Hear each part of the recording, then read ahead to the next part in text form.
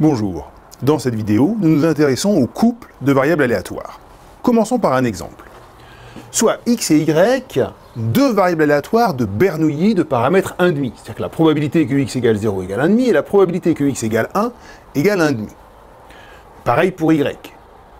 Alors, que peut-on dire de la probabilité que x égale 0 et y égale 0 ?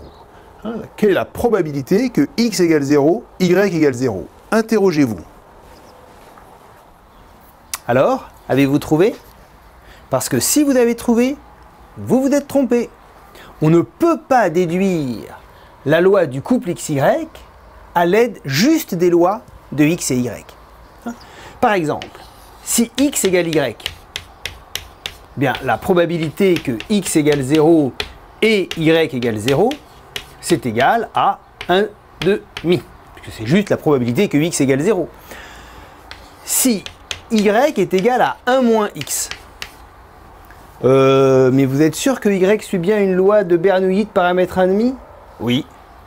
Y suit bien une loi de Bernoulli de paramètre 1,5 parce que quand y vaut 0, x vaut 1, et quand y vaut 1, x vaut 0. Donc c'est bien encore une loi de paramètre 1,5, et à ce moment-là, la probabilité que x égale 0 et y égale 0, bah, c'est jamais vrai, parce que quand x égale 0, y vaut 1.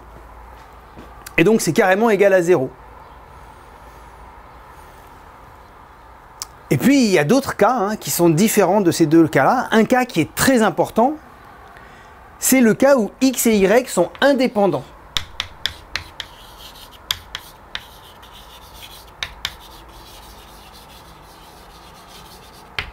Ça veut dire que les événements x élément de A, y élément de B sont indépendants, quels que soient A et B. Et donc, à ce moment-là, la probabilité que x égale 0 et y égale 0, eh bien, c'est égal au produit des probabilités. Et donc ici, c'est égal à 1/4. Encore une fois, la définition de x et y sont indépendants, c'est-à-dire que pour n'importe quelle partie de R A et n'importe quelle partie de R B, les événements x élément de A et y élément de B sont des événements indépendants. Et la définition de x élément de A, y élément de B indépendant, c'est dire que la probabilité de l'intersection est égale au produit des probabilités, donc ce que l'on a ici.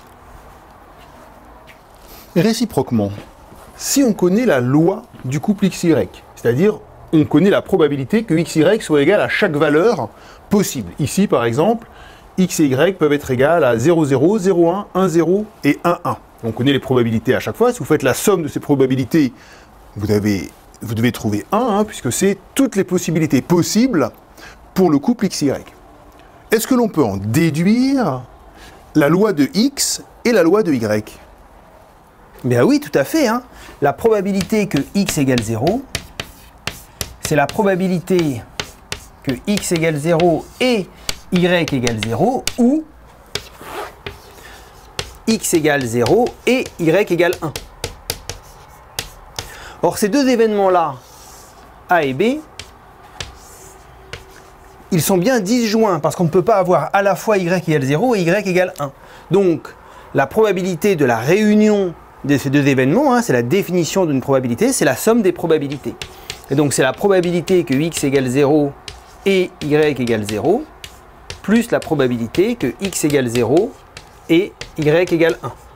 Et ça, probabilité que x égale 0 et y égale 0, c'est ce que l'on a ici, c'est égal à 1/6. Et là, la probabilité que x égale 0 et y égale 1, eh bien, c'est ce que l'on a ici, c'est égal à 1/3. Et donc, la probabilité que x égale 0, c'est égal à 1/6 plus 1/3, c'est-à-dire 1/2. Comme x prend les valeurs juste 0 et 1, la probabilité que x égale 1 est égale aussi à 1/2. Et donc x suit une loi de Bernoulli de paramètre 1/2. Et puis de même, la probabilité que y égale 0,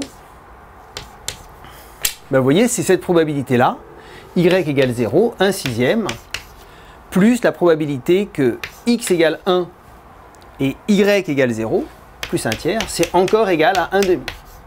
Ah, et bien de nouveau, x et y suivent des lois de Bernoulli de paramètres 1,5.